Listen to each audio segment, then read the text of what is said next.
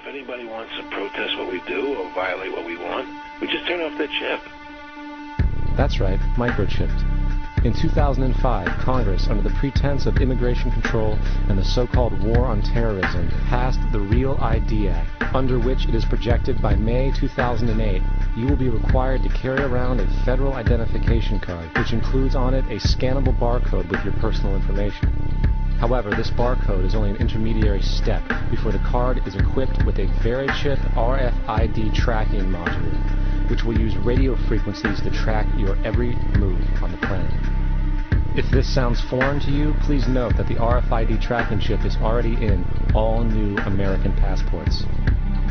And the final step is the implanted chip, which many people have already been manipulated into accepting under different pretenses.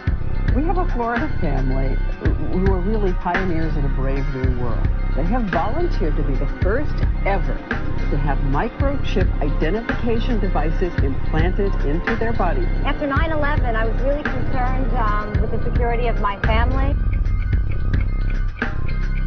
I wouldn't mind having something planted permanently in my arm that would identify me. In the end, everybody will be locked into a monitored control grid where every single action you perform is documented. And if you get out of line, they can just turn off your chip, for at that point in time, every single aspect of society will revolve around interactions with the chips. This is the picture that is painted for the future if you open your eyes to see it. A centralized one-world economy where everyone's moves and everyone's transactions are tracked and monitored, all rights removed. The most incredible aspect of all. These totalitarian elements will not be forced upon the people. The people will demand them. For the social manipulation of society through the generation of fear and division has completely detached humans from their sense of power and reality. A process which has been going on for centuries, if not millennia. Religion, patriotism, race, wealth, class, and every other form of arbitrary, separatist identification, and thus conceit, has served to create a controlled population, utterly malleable in the hands of the few. Divide and conquer is the motto, and as long as people continue to see themselves as separate from everything else, they lend themselves to being completely enslaved. The men behind the curtain know this, and they also know that if people ever realize the truth of their relationship to nature, and the truth of their personal power, the entire manufactured zeitgeist they prey upon will collapse like a house of cards.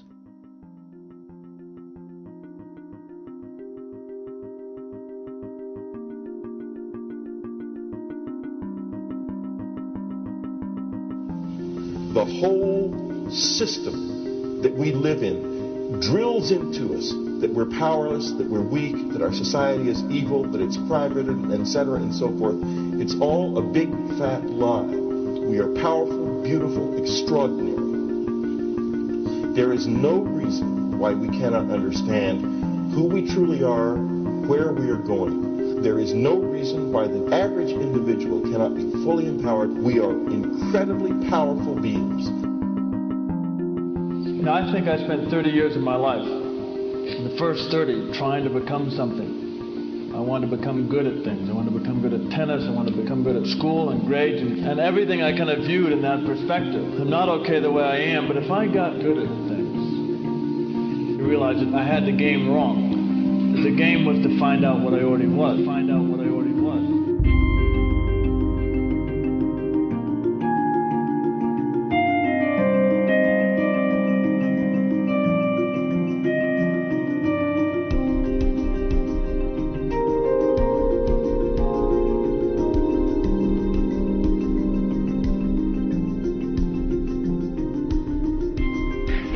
Culture, we've been trained for individual differences to stand out. So you look at each person, immediately it is brighter, dumber, older, younger, richer, poorer, and we make all these dimensional distinctions, put them in categories and treat them that way. And we get so that we only see others as separate from ourselves in the ways in which they're separate. And one of the dramatic characteristics of experience is being with another person and suddenly seeing the ways in which they are like you, not different from you, and experiencing the fact that which is essence in you and which is essence in me is indeed one. the understanding that there is no other. It is all one. And I wasn't born Richard Albert. I was just born as a human being. And then I learned this whole business of who I am and whether I'm good or bad or achieving or not. All that's learned along the way.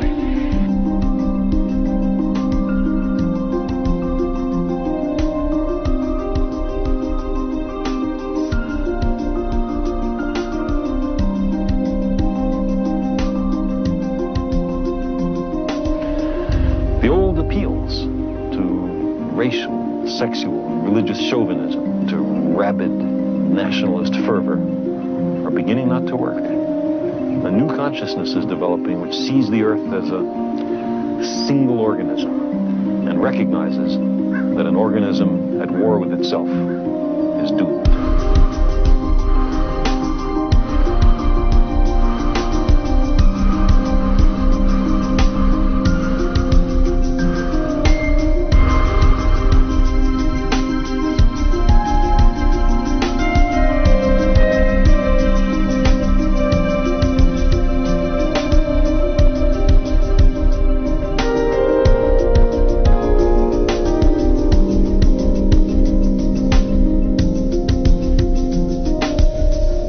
Bill Hicks used to finish his shows with this.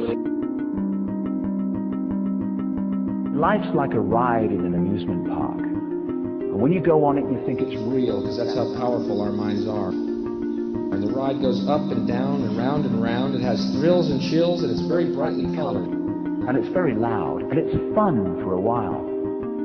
Some have been on the ride for a long time, and they begin to question, is this real, or is this just a ride? And other people have remembered, and they come back to us and they say, hey, don't worry, don't be afraid ever, because this is just a ride. And we kill those people. Shut him up, I've got a lot invested in this ride. Shut him up! Look at my furrows of worry. Look at my big bank account and my family. This has to be real. It's just a ride. But we'll kill those good guys and try and tell us that. You ever notice that? And let the demons run amok? But it doesn't matter, because it's just a ride, and we can change it anytime we want. It's only a choice. No effort, no work, no job, no savings of money. Just a choice right now between fear and love.